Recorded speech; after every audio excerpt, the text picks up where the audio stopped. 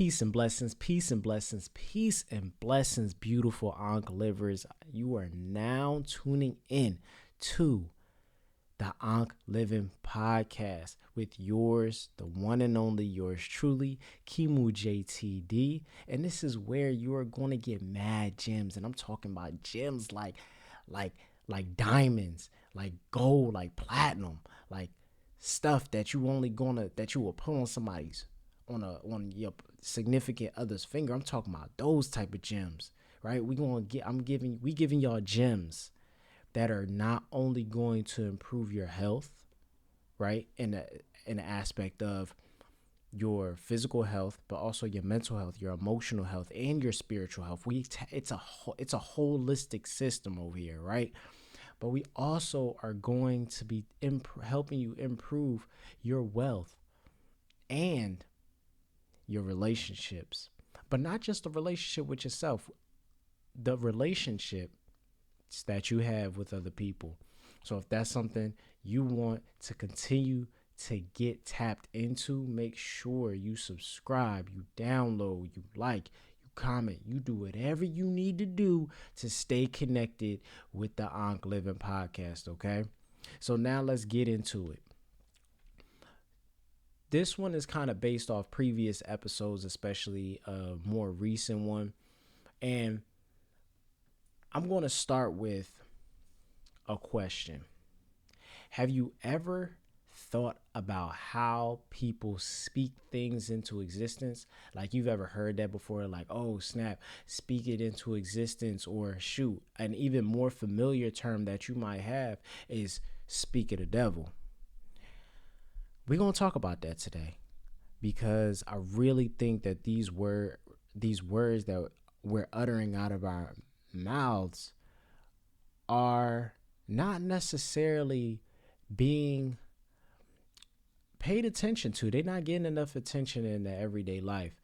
And I want to also take this time to talk about how the brain works. I'm not sure if you know how the brain works, but I've been studying how people think, how the brain works, where ideas and things like that come from, and how our words, the use of our words, can create the world that we live in. And I'm not just talking about like I live on Earth and I live next to my neighbor, but I'm talking about the world that we experience when I say live. So the way that the brain works, and I've studied this, I've done empirical examinations on myself and other people, and I've also done work, I've read work on how the brain works because I think it's absolutely fascinating. And the way that the brain works is it works in images. And I see that the biggest problem is we just don't even comprehend the fact that our brain works in images. And here's a great exercise to utilize this concept, this principle. If I told you to go do some push-ups, your brain would create an image based on what I just told you, and you would then see yourself doing push-ups. If I told you to go try to do some push-ups, the image that would be created inside of your brain would be an image of you doing push-ups. So we're literally seeing how words create images inside of our brain, and then these word associations can also create images inside of our world. And what do I mean by that? What I mean by that is the images we create can influence the words that we speak. Our body is a two-way terminal. I heard this a few years ago by Bob Proctor. He was like, our body is a two-way terminal. We have the ability to ingest food, but not only physical food like we eat through our mouth, but also food that we ingest through our eyes, ingest through our ears, ingest through our nose, ingest through our hands. But we're speaking specifically about what we hear and what we see in this episode, and we get tapped into this system in which we are now programmed to create images around things that which we have no truth with, we have no experience with. And a great exercise, a great example of this is, at one point I was teaching my children how to respond when a bee is in their presence, and they aced it, if you ask me. Like, I taught them, the next time they saw a bee and their presence just floating, they just stood there. They didn't swat, they didn't panic, they didn't try to run away. They just stood there, stopped in their tracks, and the bee hovered a little bit, said hi, and pieced on out, right? But previously, and my children are 4, if you don't know, previously, they've been taught that certain animals are dangerous. Now, how do we get to this, right? And the reason why I'm talking about this is because they're not given necessary facts that will allow them to have an experience. Like, we could say that, without getting too deep, yes, some spiders have venom in it, but we never teach children an image that is constructive. Like, oh, you don't like mosquitoes? Well, guess what? These spiders really, they help handle that issue that you may have. So now I want to really get into the framework to bounce off of how the brain works. How can we use this how can we use this knowledge that I just laid down on y'all? I told y'all I'm giving y'all gems. How can we reframe the words to create a new world? Let me say that again.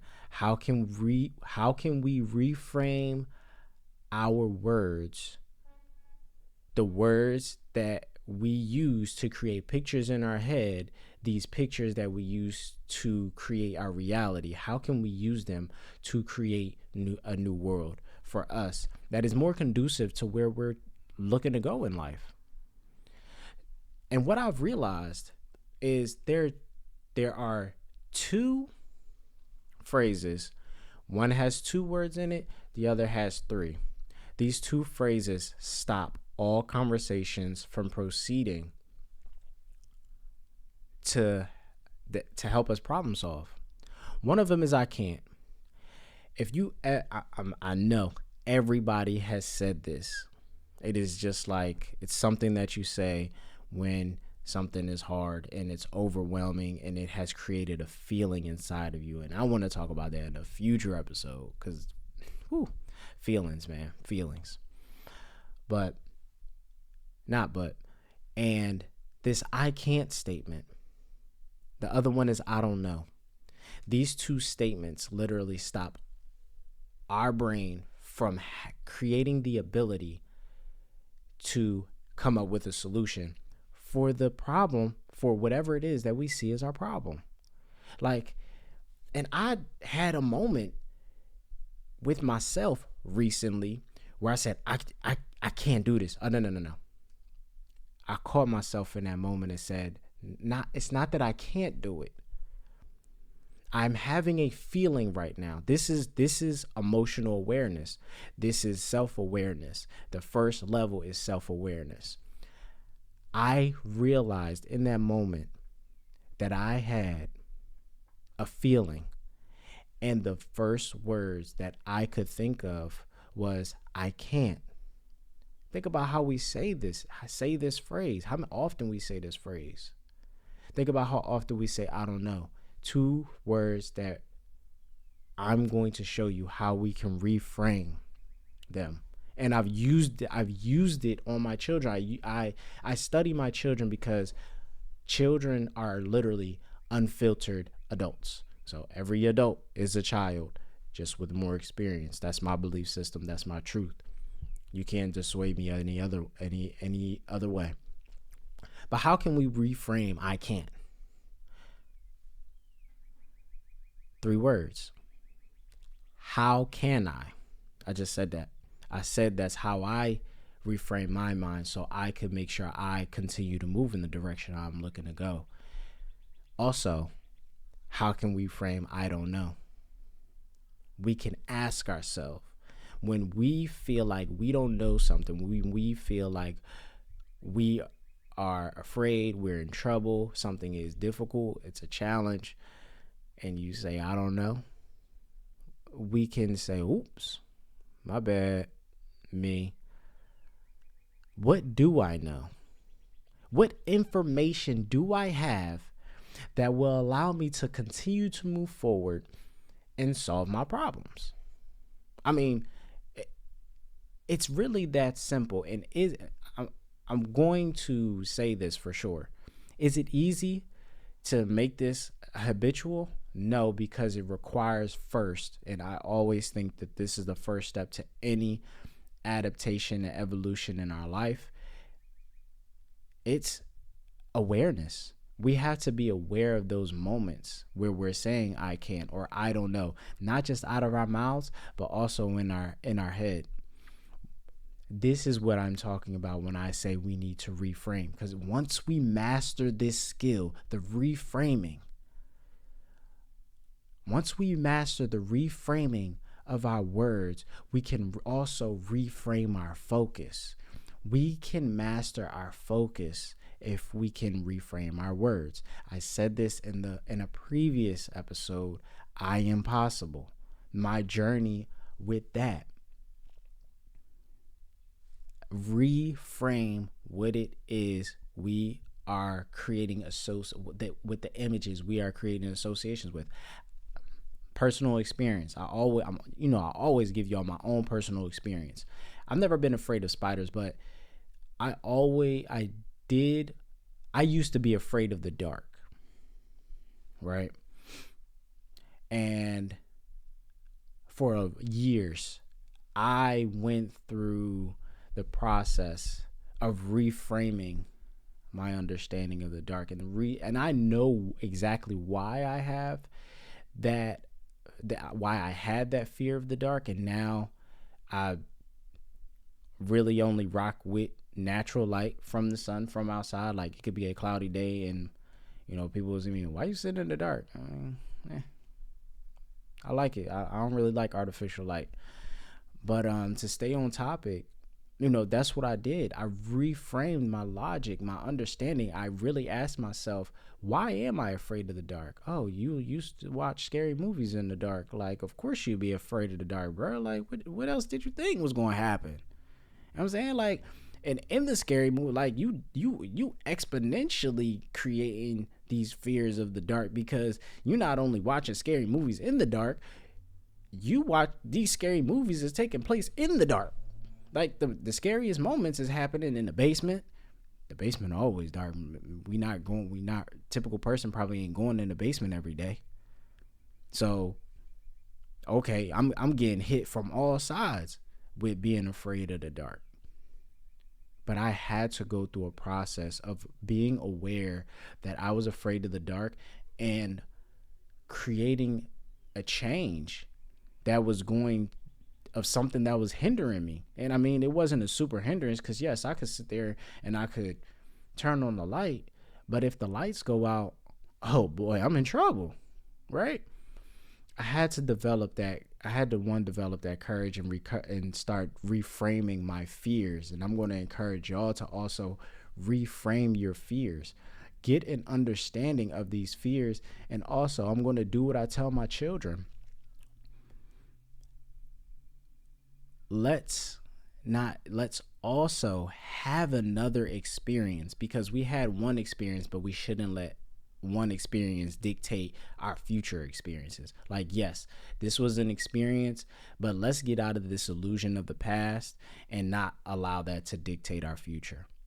And I'm gonna backtrack just really quick, because I really wanted to make this point, because like I said, I examine a lot of my findings with children and how my children have progressed.